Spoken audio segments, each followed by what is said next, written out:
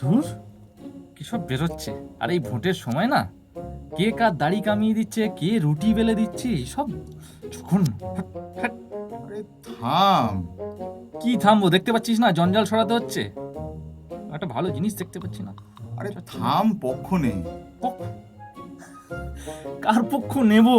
যার পক্ষই নি, এই আমাদের মতো শ্রমিক শ্রেণীর লোকেদের চিরকাল তো ভাতে মারছে, হাতে মারছে, চিরকাল এটাই হয়ে এসেছে। কার পক্ষ নেব?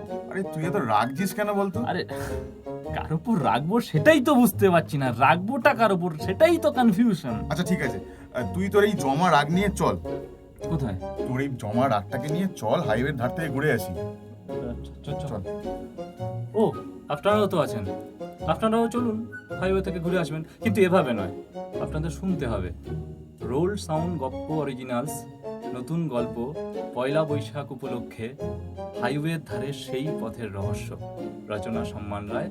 আসছে নতুন গল্প আমাদের পেজে, রোল সাউন্ড গপ্প। শুনতে থাকুন।